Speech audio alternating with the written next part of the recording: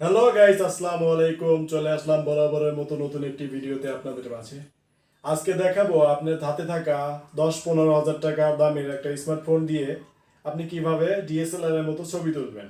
এই ফোন দিয়ে ছবি তুলে আপনি যদি ফেসবুক পোস্ট করেন তাহলে সবাই কিন্তু বলবে যে এত সুন্দর ছবি, তুই নিশ্চয়ই ডিএসএলআর কিনছিস, চল ছবি তুলে আসি। এরকম কথা কিন্তু আপনাকে বলতে বাধ্য হবে। কেউ কিন্তু কখনো বলতেও পারবে না যে এটা ডিএসএলআর এর ছবি তোলা না। আপনার লাখ টাকার দামে ডিএসএলআর এর দরকার নাই, আপনার হাতে থাকা 10-15 হাজার টাকার স্মার্টফোনই যথেষ্ট। সো স্ক্রিনটা আগে লক্ষ্য করুন, আমি খুব সহজেই দেখাচ্ছি।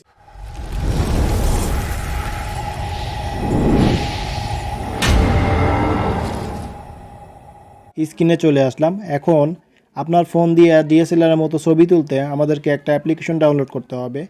সেই অ্যাপ্লিকেশনটা আমরা ফ্রিতেই প্লে স্টোরে পেয়ে যাব। প্লে স্টোরে চলে যাব। প্লে স্টোরে এখানে সার্চ বারে লিখবেন photo room, PHOTO photo room লিখে এখানে সার্চ করে দিবেন। সার্চ করার পরে দেখেন এখানে এরকম একটা ইন্টারফেস শো করবে। এই লোগোটা দেখে এখান থেকে আপনারা এই অ্যাপসটা ইনস্টল করে নেবেন।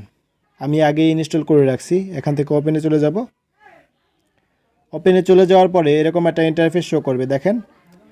তারপরে আপনারা যেই ছবিটা আপনার ডিএসএলআর মোডে করতে চান এখান থেকে সেই ছবিটা সিলেক্ট করে দিবেন।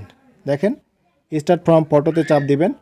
আপনারা আপনার হাতে থাকা ফোনটা দিয়ে সুন্দর করে ছবি তুলে রাখবেন।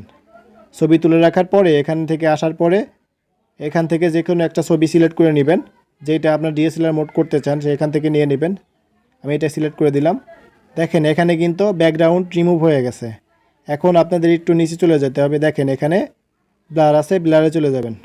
দেখেন নিচে ব্যাকগ্রাউন্ড আছে, ব্যাকগ্রাউন্ডে চাপ দিয়ে দেবেন। একটু নিচে চলে যাবেন। দেখেন এই এখান থেকে কিন্তু ব্যাকগ্রাউন্ডটা চেঞ্জ হয়ে গেছে। এখন এখান থেকে আপনারা যেটা লাগবে সেটা এখান থেকে কিন্তু সিলেক্ট করে নিতে পারেন, যেটা ভালো লাগে আপনাদের। এখান থেকে কিন্তু একটু কমায় বাড়াই দেখতে পারেন, ফুল ডিএসএলআর এর মতো হয়ে যাবে। দেখেন আপনি কিন্তু আপনার 10,000 টাকা 15,000 টাকা ফোন দিয়েও করতে পারবেন।